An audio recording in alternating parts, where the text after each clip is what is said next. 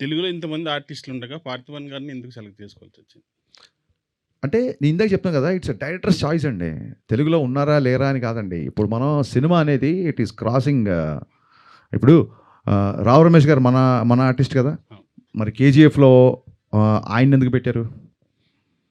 'Fahadh fossil' Tamil కదా! 'పుష్పలో' మరి ఆయన్నెందుకు పెట్టారు? ఇట్స్ డైరెక్టర్స్ చాయిస్ అండి. ఓకే. అండ్ వీఆర్ మనందరము ఇండియన్ సినిమా మొత్తం ప్రపంచం అంతా తెలుగు సినిమాని చూస్తున్నప్పుడు, మనం ఇంకా Telugu, Tamil, Kannada, Malayalam I think we should break this language barriers and every director has a freedom to work with whom ever he wants. At the same time having said that కొత్తగా ఉండాలి. నల్ల నాగప్పనే కనపడాలి తప్ప బిఫోర్ చేసినోళ్ళు వాళ్ళు వీళ్ళు కనపడకూడదని. అండ్ డెఫినెట్‌గా మనకి 'ప్రకాష్ రాజ్' విలన్ అనగానే 'ప్రకాష్ రాజ్' గుర్తొస్తారు.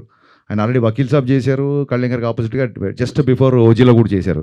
సో ఇక్కడ ఒక చిన్న ఫ్రెష్‌నెస్ రావాలని and Parthiban is a legend actor and legendary director. అలాగే 'కేఎస్ రవికుమార్' గారు. 'కళ్యాణ్' గారు రెస్పెక్ట్‌ఫుల్‌గా ఇచ్చే ఒక పర్సన్ ఉండాలంటే 'KS Ravikumar' as a director I respect him a lot. ఆయన కమల్ హాసన్ గారితో, రజనీకాంత్ గారితో ఎడాపెడా బ్లాక్ బస్టర్లు తీశారు. I respect him a lot and is my favourite director two. So 'Kalyan' గారు రెస్పెక్ట్ ఇవ్వాలి, 'కళ్యాణ్' గారు ఇట్లా పాటించాలంటే అలాంటి ఒక స్టేచర్.